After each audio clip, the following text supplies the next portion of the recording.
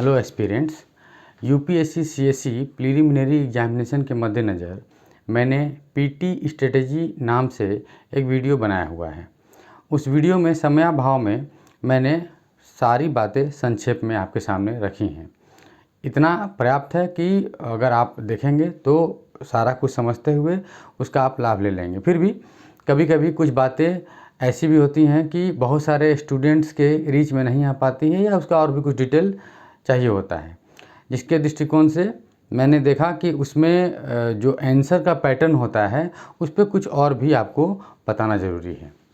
Answer pattern मैंने कल बताया था कि कोई भी क्वेश्चन होगा तो उसके 4 ऑप्शन होते हैं, ए, बी, सी, फाइनल डी। और क्वेश्चन के बाद कभी कभी आपको 2-4 लाइन, 3 लाइन, 4 लाइन, 5 लाइन इत्यादि भी रहता है। इसमें आपको देखना होता है कि कौन सा सही है या कौन सा गलत है। इसके आधार पर भी कोडिंग होता है। तरह तरह के क्वेश्चन होते हैं, आपने क्वेश्चन बैंक में देखा होगा। तो इस बेसिस पे भी ध्यान रखना है कि क्वेश्चन जब भी आए तो कैसे डील करना है। इसमें अब मैंने जो कल बताया था कि ए में लगभग 25%, बी में भी लगभग 25%, सी में भी लगभग 25% और डी में भी लगभग 25%। +-5 मैंने कल भी बताया, +-5, +-5 इससे मतलब ये है कि 5 question up and down, 5 question 5%। आप कुछ भी समझ सकते हैं। यूपीएससी सीएससी के अंतर्गत हम बात कर रहे हैं तो 100 क्वेश्चन होते हैं जीएस में। जीएस के लिए स्पेशली हम बात कर रहे हैं तो उसमें 25-25 क्वेश्चन, 25-25 आंसर चारों के होंगे। इसका मैंने कुछ डिटेल कल दिया था। अब इसमें जो चारों आंसर इस तरीके का होगा और 5 क्वेश्चन कम या ज़्यादा का होने की बात जो मैंने पहले बताया हुआ है। अब आगे कि आप इसको कैसे डील करेंगे। आप जब 40 क्वेश्चन बनाते हैं एग्जामिनेशन में लगभग, या आधा मान के चला जाए, तो बचे हुए सेक्शन में अब एग्जांपल लेता हूं कि अगर आप 40 क्वेश्चन डील कर रहे हैं और आगे फिर और 40 क्वेश्चन कर लें तो इतना बहुत है। 40 + 40 आपको आता है अच्छे से, और 40 जो आप अपने किसी स्ट्रेटेजी से और कुछ अनुमान लगा करके और कुछ जिसमें आपको आधी अधूरी बातें आती हों, इन सब के समायोजन से और 40 अटेम्प्ट कर लें। कुल मिला के 80 अटेम्प्ट कर लें। पॉसिबिलिटी कि इसमें भी लगभग 35 सही हो, पॉसिबिलिटी कि इसमें भी लगभग 30 सही हो, आप देख लीजिए 65। अब जो 15 क्वेश्चन गलत हो रहे हैं तो उसमें कट कीजिएगा, लगभग आपका क्लियर हो रहा है। तो ये तो हुई कि अगर आप 40 क्वेश्चन और बना लेते हैं तो क्या, इसका एकदम फिक्स नहीं है। हो सकता है कि आप 45-50 कुछ भी बना रहे हों और आगे आपको 50 करने के बाद और 30 क्वेश्चन ही करना पड़े, 40 भी करना पड़े। तो एक हम मोटा मोटी लेके चलेंगे कि हाफ जो अगला 40 क्वेश्चन आप करने वाले हैं उसका आधा लगभग आपने कर लिया है, और उसमें इन चारों का भी भूमिका आधा तो हो ही चुका है कि किसी न किसी का आंसर है 40 में, कोई ना कोई ज़्यादा होगा, कोई ना कोई कम होगा। हो सकता है ये ज़्यादा हो, ये सबसे कम हो। अगले 40 में उसका इन्वर्स, क्योंकि मैंने बताया हुआ है कि सबका बराबर मात्रा में रहता है। मान लिया जाए कि आपने 40 अटैम्प्ट किया, जो आपको आता है रैंडमली उसमें जो भी क्वेश्चन आया है, और आपका इत्तेफाक से टोटल 20 क्वेश्चन जो आंसर जो है आपका वो ए हो गया, और इत्तेफाक से 5 रहा डी। जैसे तो बात है कि 40 की बात है तो बाकी इसमें हम लोग 15 क्वेश्चन में 7-8 करके रख लेते हैं, तो बहुत ही कम हो गया डी में। अब अगले 40 में बहुत ज़्यादा चांस है कि डी आपका ज़्यादा अटैम्प्ट होगा। जरूरी नहीं कि 20 हो जाए, लेकिन ज़्यादा अटैम्प्ट होगा। अप्रोक्स 15 मान के चलिए कि अगले 40 में। ये भी हो सकता है कि हम लोग 40 + 40 प्लस जो 20 छोड़ रहे हैं, ये भी तो हो सकता है कि ये डी का ऑप्शन यहाँ पे ज़्यादातर हो जाए, जो हम लोग छोड़ेंगे। कोई भी एस्पिरेंट जब उसको करेगा और उसे छूटेगा तो उसमें डी ज़्यादा मात्रा में आ जाए। इस बात को इतना मैंने डिटेल से कल नहीं बताया था। इस बात को भी ध्यान में रखना है कि हो सकता है कि आपका इसमें अगर ये कम टिक आउट हुआ है तो वो यहाँ से पकड़ में आ जाए, और आसानी से एक हेल्प ये भी होगा कि अगर वही बात है तो ज़्यादातर क्वेश्चन में डी आंसर होगा अगले 40 में, वो हेल्प करेगा आपको यहाँ पे आपको अनुमान लगाने में। लेकिन अगर इत्तेफाक से जो अगला 40 क्वेश्चन आप डील कर रहे हैं, चूँकि ये रैंडम होगा सब कुछ कि आप पहले कौन सा क्वेश्चन कंफर्म जानते हैं, फिर कौन से क्वेश्चंस हैं जहाँ पे आप प्रयास कर सकते हैं, और कुछ क्वेश्चन ऐसे होंगे जिसको आप टच ही नहीं कर सकते हैं, आपको कुछ भी नहीं आता है। तो हो सकता है कि उन्हीं में से जो डी आपका आंसर बहुत कम हुआ है वो ज़्यादातर हो सकता है कि यहाँ से 18 क्वेश्चन ऐसे हों। आप तो रैंडम लगातार 80 to 100 तो कर नहीं रहे हैं कि एक ही जगह पे 18 क्वेश्चन डी आंसर नहीं होगा, रैंडम आप कर रहे हो, हो सकता है कि वहीं पे हो। तो फिर यहाँ पे ये वाला अनुमान लगाना कहीं ना कहीं गलत सिद्ध करेगा आपको। तो ये एकदम रेयर एग्जाम्पल हो जाएगा, और उतना रेयर होकर के और मान करके नहीं चलना है, मान करके ही चलना है। उतना रेयर अगर हो ही जाता है तो केवल एक ऑप्शन का मामला गड़बड़ होगा, बाकी चीज़ें फिर सेट हो जाएंगी। क्योंकि अगर यहाँ पे मान लिया जाए कि टोटल 18 क्वेश्चन एक इत्तेफाक ये हो गया है आपका जो कम आंसर आया है, आप नेचुरल सी बात है कि यहाँ पे ज़्यादा फोकस कर रहे होंगे डी को, वो भी ठीक है, लेकिन ज़्यादातर डी इधर है, इसमें नहीं है, तो गलत तो होंगे। लेकिन फिर इनका मामला होगा कि बहुत हद तक सेट होंगे, क्योंकि यहाँ पे सी डी ए नहीं है, यहीं पे है। यहाँ आपने अच्छे से किया है, आपको पता है। अब रही बात इसमें कि उसमें ज़्यादातर क्वेश्चन सेट होगा। आप एक कम अटेम्प्ट करेंगे, आप डी ज़्यादा करेंगे, लेकिन इनको भी लेके चलेंगे तो वो आपको बहुत हद तक सेट करेगा। इस एग्जाम्पल को देखते हुए आप समझ रहे होंगे कि किस तरीके से फिर वहाँ आपको ये और ये हेल्प कर देगा। बी ऑप्शन भी आप अच्छा खासा लेके चलेंगे और सी भी लेके चलेंगे, ए कम रहेगा ही आपके ध्यान में। और जो सारी विधियां मैंने बताई हैं उसको यूज करते हुए एक आध 2 4 5 ए आता है तो उसको यूज करना है, ऐसा नहीं कि नहीं करना है। एक बात और, ऐसा भी हो सकता है कि आपको 15 ए अटेम्प्ट करना पड़ जाए। ऐसा क्वेश्चन सेटिंग हो, आप जो भी पकड़ रहे हैं जिस तरीके से पकड़ रहे हैं कि भाई टोटल क्वेश्चन में इसका अब यहाँ पर आपने 20 किया है और आगे भी 12 क्वेश्चन यहीं पे आपका जो अटेम्प्ट कर रहे हैं फंस जाए, 32-34 का भी होने का एक ऑप्शन का संभावना होता है, तो आपको वहाँ करना पड़ेगा। इस बात को भी ध्यान में रखना है। ऐसा जनरली होगा नहीं, ज़रूरत होगा पड़ेगा नहीं, लेकिन ध्यान में रखना है, कहीं भी कुछ भी हो सकता है।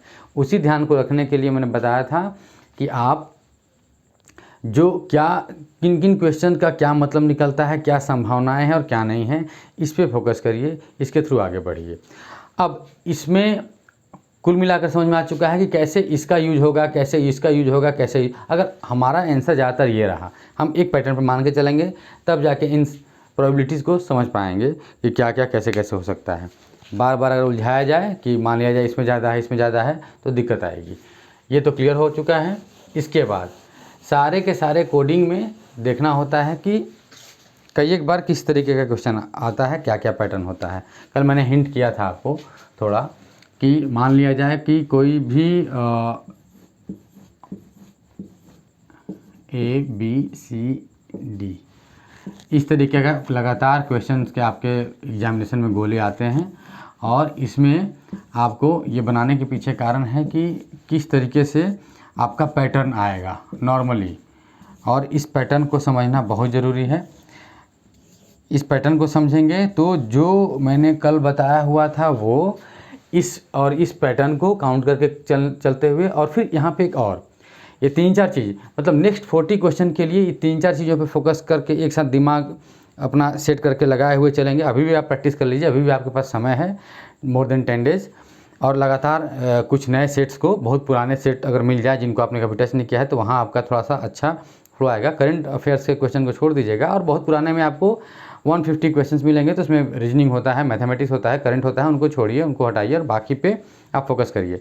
ये अलग बात है कि वो 100 क्वेश्चन जीएस का होगा या 110 होगा, कुछ क्वेश्चन इरेलीवेंट भी हो चुके होंगे, क्योंकि कुछ करंट होता है और कुछ रिलेटेड टू करंट, कुछ ऐसा स्टैटिक पोर्शन की बात जो उस समय के करंट से महत्व रखता हो। अब वो रेयरेस्ट ऑफ रेयर क्वेश्चन होता है, इसके बारे में मैंने अपने बहुत सारे लेक्चर्स में बताया हुआ है कि कैसे आईएएस फर्स्ट अटैम्प्ट वाले में मैंने बताया हुआ। तो इसमें अब आप जो देखेंगे कैसे होगा, बहुत बार होता है कि यहाँ पे आपने ए रंगा, कल जो मैंने बताया था वो बता रहा हूँ।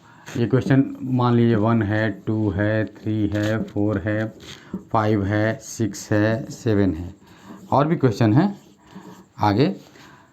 तो क्वेश्चन 1 में ए, उसके बाद बी, उसके बाद सी और उसके बाद संभावना है कि डी होगा। अगर ये तीनों क्वेश्चन का आंसर आपको आ रहा है, आप जब शुरू में 40 कर रहे हैं, बाद में आप और 40 अटेम्प्ट करेंगे, एक आपका मोटा मोटी टारगेट है, 45 कर रहे हैं, बाद में और 45 करेंगे, तो अगर रास्ते में चलते हुए भी आपको कुछ चीज़ें मिल जाएँ तो उसको ले लेना है। जैसे ABC आप कंफर्म जानते थे कि इस क्वेश्चन का आंसर ये है, इसका ये है, इसका ये है। अब ये मान के चलिए कि अगली बार ये होगा और इसको आपको रंगना है। हाँ, बहुत आंख बंद करके नहीं, क्योंकि कुछ और भी पैटर्न है जिसको मैं बताने वाला हूँ, उसके हिसाब से फिर गड़बड़। बहुत बार क्या करते हैं कि इस पैटर्न को समझ रहे हैं, कि अब बहुत सारे लोग समझ रहे हैं, तो इस पैटर्न के जगह पे यहाँ के बाद एक चांसेस आता है कि इसको फिर से ए ले आएंगे, फिर बी, फिर सी, ऐसा भी चल जाता है। ए आने के बाद फिर क्या होगा, और भी संभावनाएं हैं, मैं बताऊंगा। कभी कभी इसके बाद यहाँ भी आ जाता है, सी के बाद बी और ए। आप देखिए एक इस तरीके का फिगर भी बनता है, मैं पहले बता रहा था इस तरीके वाला। नॉर्मली एक ऐसा भी आता है, और चूँकि ये पैटर्न बहुत सारे लोग पकड़े हुए हैं तो वहीं पे वो स्लिप करेगा कि यहाँ पे लेके आ जाएगा, इसको आंसर कर देगा। आप आंख बंद करके इसको आंसर करना चाह रहे हैं, दिक्कत होगी। तो आप देखिए कि क्वेश्चन कैसा है। क्वेश्चन अगर सच में बहुत टफ है, आपको देखते ही समझ में आ रहा है कि इसको तो मेजॉरिटी स्टूडेंट टच नहीं कर पाएंगे, तो वहाँ पे वो बात को घुमा देगा कि यहाँ से नहीं ला करके यहाँ कर देगा। और ये देखिए कुछ भी मैं बता रहा हूँ वो प्रोबेबिलिटी है, 100% कुछ नहीं है। कभी कभी होगा कि वैसा ही बहुत टफ क्वेश्चन हो और आंसर वो रखेगा। फिर भी आप इस बात के अलर्ट रहेंगे कि ज़्यादा टफ क्वेश्चन है तो यहाँ पे आने का चांसेस है, और क्वेश्चन सामान्य टफ है तो यहाँ पे आएगा, इसकी भी संभावना है। आपके लिए मान लिया जाए कि वो क्वेश्चन आप जान रहे हैं कि आसान है, आप नहीं पकड़ पा रहे हैं, आप वहाँ पे जाइए, टेस्ट कीजिए। एक और तरीका है कि जब ये ऐसे चलता है तो फिर अगला क्वेश्चन का आंसर ये होगा। अगर 1 का ए है, 2 का बी है, 3 का सी है, 4 का डी है, तो 5 का डी होगा। और फिर वहाँ से एक जो नॉर्मल पैटर्न में बताना चाह रहा था, ठीक है, वो ऐसे ही चलेगा कि इसके बाद ए का नंबर आएगा। एक नॉर्मल पैटर्न ऐसा होता है, ए बी सी डी, फिर डी, फिर सी बी ए। ये पहला है नॉर्मल पैटर्न। इसी को ब्रेक करने के लिए एक पैटर्न इस तरीके का भी डेवलप हो चुका है, काफ़ी पहले से है, लेकिन ये कि यहीं से तोड़ दीजिए। अब कुछ अलग अलग एग्जामिनेशन है, कहीं कहीं पे इसके बाद यहाँ भी कर देता है कि ये भी समझ गए, ये भी समझ गए, तो वो अलग बात है। इतना ज़्यादा आप फोकस नहीं करेंगे यूपीएससी में, वो डिफरेंट एग्जामिनेशन होता है। बता इसलिए दे रहा हूँ कि कभी रेयरेस्ट ऑफ रेयर ऐसा भी हो जाता है। फिर मैंने बताया कि इसी के दूसरे एग्जाम्पल में कि ए बी सी चला, फिर क्या करेगा कि यहाँ पे यहाँ नहीं ला करके ए को ले आया। नॉर्मली इसके बाद पोजीशन इसका है, लेकिन इसका भी हो जाता है, ए ले आया, बी ले आया, और यहाँ पे देखिए जो हम लोग इस तरीके का चल रहे थे, सी ले आया। मतलब कहीं ना कहीं कुछ ना कुछ फंसने का संभावना रहता है। ये वाला अगर आप इस पैटर्न पे चलेंगे तब भी चांसेस बनता है, दोबारा इस पैटर्न पे चलते तब भी चांस बनता है। एक ही पैटर्न पे चांस नहीं बनता है कि ए बी सी, फिर उसके बाद सी के बाद बी ए। ये 3-4 पैटर्न मैंने बताया। एक और भी पैटर्न आपको जानना पड़ेगा कि ए बी सी डी आने के बाद डी नहीं करके सीधा ए कर देता है। आप ध्यान देंगे इस बात पे। कई एक बार ऐसा होता है, मतलब सबसे पॉपुलर पैटर्न अगर ये है तो उसके बाद दूसरा पॉपुलर पैटर्न ये है कि इसी में ए बी सी डी के बाद फिर यहाँ से ए बी सी डी और फिर यहाँ पे ये गायब हो जाएगा। मतलब आप बताते समय मैं बता रहा हूँ कि ज़रूरी नहीं है कि आप मान के चलें कि जब इस तरह का पैटर्न बन रहा है तो ये वाला तो किसी न किसी की में तो पकड़ आ ही जाएगा, ऐसा बिल्कुल नहीं है। कभी कभी वो भी टूट जाएगा। तो इन चीज़ों को अगर आप जानते हैं और लगातार आंसर सही हो रहा है तो कभी कभी कहीं कहीं मतलब पूरे 40 में हो सकता है कि 3-4 क्वेश्चन में आपको फ़ायदा मिल जाए। लकी होंगे, कुछ गुड लक होगा, लगातार क्वेश्चन डील हो रहे होंगे तो ज़्यादा भी मिल सकता है आपको फ़ायदा। तो जब ए बी सी डी चला, उसका अगला क्वेश्चन का आंसर क्या होगा? अगर डी नहीं हुआ तो ए। इसका बहुत ज़्यादा चांस होता है, या तो डी या तो ये। अगर ए बी सी डी आ चुका है तो उसका अगला आंसर डी, ये सबसे ज़्यादा चांसेस है। या अगर वो नहीं है तो ये। तो आप क्या करेंगे कि नंबर 5 क्वेश्चन पे अगर आप 4 ये भी जान रहे थे, 4 जान चुके हैं, तो 5वां में क्या करेंगे कि संभावना इस पे देखेंगे और इस पे देखेंगे कि ज़्यादा पॉसिबिलिटी किस पे बन रहा है, ज़्यादा चांसेस क्या है। ये भी एक तरह से कोडिंग है। इस तरीके से भी आप पकड़ लेंगे कि क्या है। कभी कभी क्लियर हो जाता है कि यार इन दोनों में से फंस रहा हूँ, इन दोनों में से फंस रहा हूँ, या फिर इन दोनों में से फंस रहा हूँ। तो ये तो क्लियर है कि ज़्यादा चांसेस है कि अगर A B C D answer pattern आ चुका है, ये चारों का कन्फर्म जान रहे हैं, तो अगला बार ये या ये 99.99% केसेस में यही होता है। तो इन दोनों में से आपको अगर दिख रहा है साफ साफ कि या तो ऑप्शन ये में फंस रहे हैं आप, या इसमें फंस रहे हैं, अब बहुत बड़ा बैड लक होगा तो आप इन दोनों में फंसेंगे। तो फिर देखिएगा, इसके बाद एक और भी मैं बता देता हूँ कि इसके बाद कुछ और भी उपाय है। अगर आप यहाँ भी फंसते हैं तो एक उपाय ये है कि आप अगला क्वेश्चन देखिए और उसका अगला क्वेश्चन देखिए। अगर इस तरह का पैटर्न बन रहा है दैट मीन्स कि इसके बाद ये डी होगा।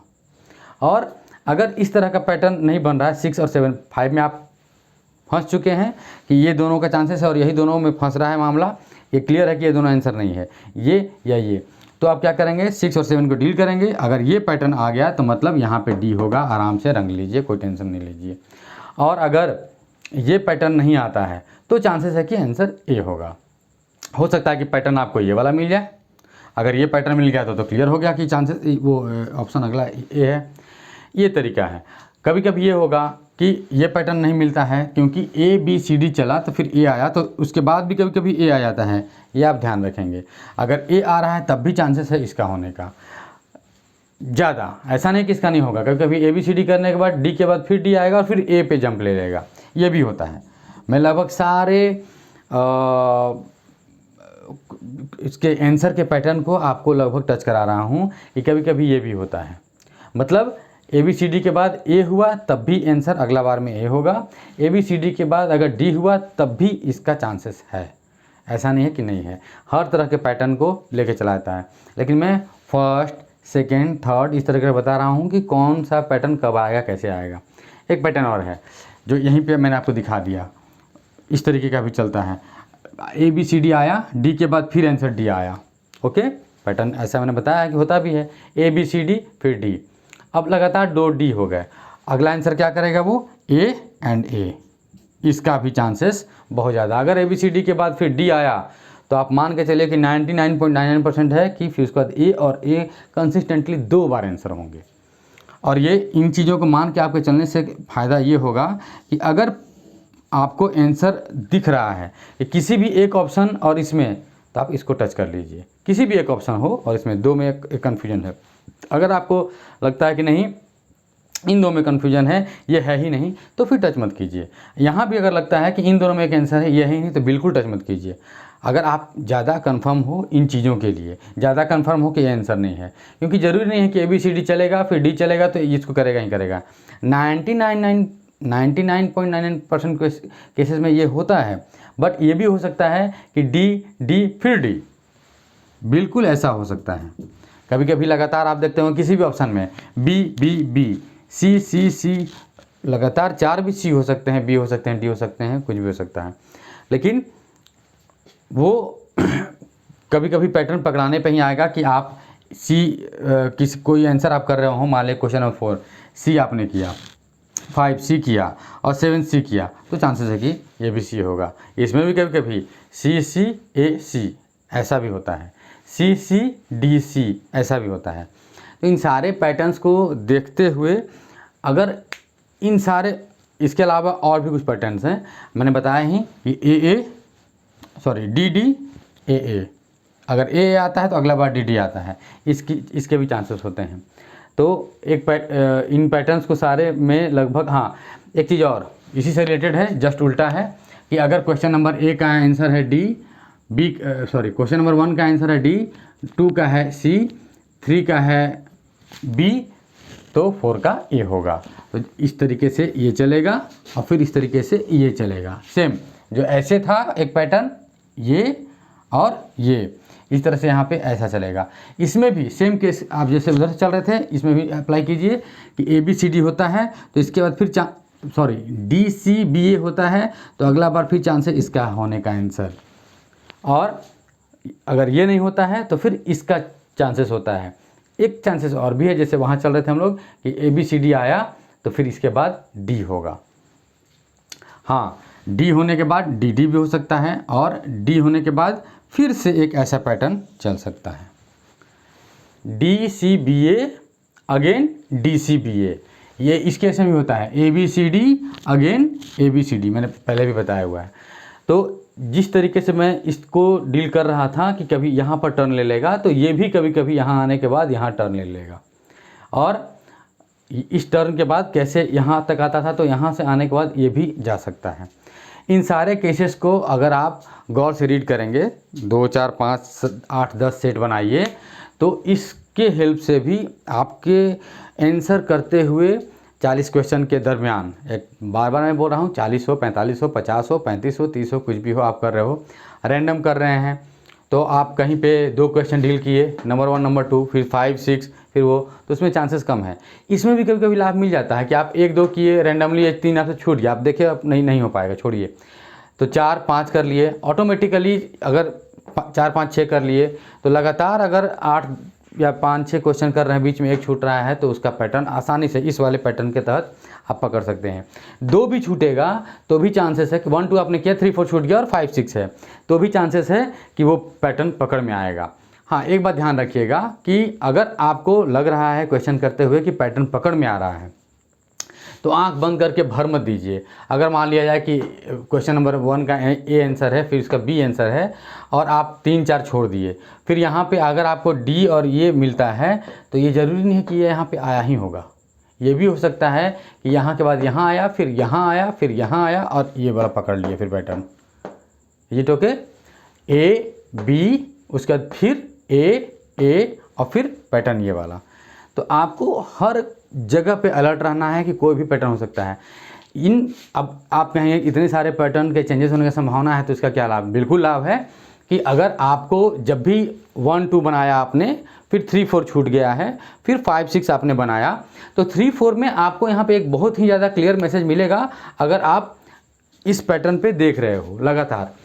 तो इसमें 3 में और 4 में क्या चांसेस मिलेगा कि आपको पता है कि पॉसिबिलिटी है ये और ये आंसर होने का, तो आप इस पे बाकी तीनों के कंपैरिजन में, इस पे बाकी के कंपैरिजन में, फिर यहाँ भी अगर आप पैटर्न देखेंगे, अभी हमने माना है, हो सकता है कि पैटर्न ये हो, कुछ भी हो, तो उस पैटर्न के आधार पे आपको चांसेस मिलने लगता है कि आप कौन कौन सा ऑप्शन को तलाशें और नहीं तलाशें। अगर ये पैटर्न भी आएगा, फिर यहाँ आएगा, तो इस पैटर्न पे भी आप एक बार ध्यान रखेंगे, तो कहीं ना कहीं एक आपके पास वो मार्जिन मिलता है कि हम किसको ध्यान में रखें और किसको छोड़ें, और उसके हिसाब से क्वेश्चन करते करते अपने आप ये क्वेश्चन के साथ बताना ज़्यादा आसान होगा कि किस तरीके से ये एडवांटेज मिल जाता है कि हम किसको टच करें, कौन सा ऑप्शन हो आंसर में। बहुत ज़्यादा उलझन हो तो फिर छोड़ के आगे बढ़िए। सेकेंड रन में जब आप दोबारा टच करेंगे, पहला आप दौर में जो भी क्वेश्चन सही करते हैं, फिर दोबारा आप टच करते हैं, तो उस क्रम में इसको टच कर लीजिए, देख लीजिए कि पॉसिबिलिटी है कि नहीं है। हाँ, ये तरीका है, इसके पहले ही मैंने बताया हुआ है। इन सारे तरीक़ों के बाद भी अगर आप रियल में पूरा कन्फ्यूज्ड हैं, तो उस क्वेश्चन को 20 सेगमेंट में डालिए, वो जो मैंने पहले लिखा था, क्योंकि आपका टारगेट होना चाहिए कि मैं 80 90 यही टच करूंगा। आप 10-20 क्वेश्चन छोड़ने के मूड में भी रहिए। इतने सारे ट्रिक्स का यूज करते हुए आपको आराम से 70-80 क्वेश्चन मिल जाएगा जिसको कि आपको बनाना है। और रैंडम बनाने का ये फ़ायदा आपको इस तरीके से मिलेगा। लगातार भी जब लगातार 10 क्वेश्चन आप डील करने के मूड में ही हो, तो उसमें भी फ़ायदा मिल जाता है कि 1-2 जगह कन्फ्यूजन हुआ कि इसका पैटर्न क्या जाएगा पता नहीं, उसके आगे बनाते जा रहे हैं आप, आपके पास है रिच, बनाइए, और फिर वो दोनों का आराम से, अगर आगे पीछे अच्छा खासा आपने डील किया है तो आराम से बनेगा, मिलेगा। इस तरीके से आंसर पैटर्न जो चलता है उसके आधार पे आप कैसे आंसर डील करेंगे, इसके लिए जो भी संभाव्यता थी, जो भी पॉसिबिलिटीज़ थी, मैंने आपको बताई। उम्मीद है कि आगे आप क्वेश्चन बैंक याद रखिए। अब प्रैक्टिस सेट जो कोचिंग इंस्टीट्यूट में मिलते हैं उसका समय नहीं है, आपने पहले किया, इट्स गुड, लेकिन अब जो है लगातार आप पूछे हुए question, previous year UPSC CSC के पूछे हुए क्वेश्चन को आप डील करें, और उस पर इन पैटर्न्स का और जो मैंने पहले बताया इन सब का प्रयोग करते हुए आगे बढ़ें। और इस अगले 10 दिन में, 12 दिन में जितना भी पॉसिबल हो, अपने आप को प्रैक्टिसाइज करते हुए, practice makes a man perfect, practice करते हुए आप अपने आप को उस परफेक्शन की ओर ले जाइए। मैं पहले भी बता चुका हूँ, अब भी बता रहा हूँ कि जितना आपने पढ़ लिया वो बहुत है, कोई कमी नहीं है उसमें। अगर आप ये मान के चलेंगे कि वो बहुत है, तो आप संतुष्ट होंगे, और संतुष्ट होंगे तो क्वेश्चन को खुशी खुशी डील करेंगे।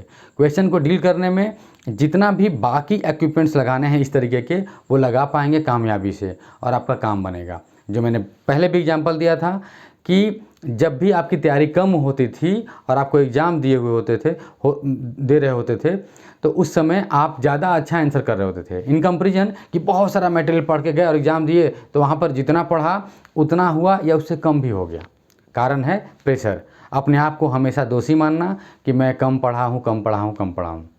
जो भी बच्चा जानता है, इस बात को समझता है कि सब कुछ किसी भी अटेम्प्ट में सब कुछ पढ़ पाना असंभव है, जितना पढ़ लिया वो बहुत है। और अब क्वेश्चन को कैसे डील करें, क्योंकि हर जगह ट्रिक्स है, ट्रिक्स का यूज किया जाता है, तो आप भी क्यों ना करें। उम्मीद करता हूँ कि इतने में आपको बहुत हेल्प मिला होगा और अब आप इस लेक्चर के बाद तुरंत लग जाइए, प्रैक्टिस कीजिए क्वेश्चन बैंक से और अपने आप को एग्जामिनेशन के लिए परिपूर्ण कीजिए। Thank you.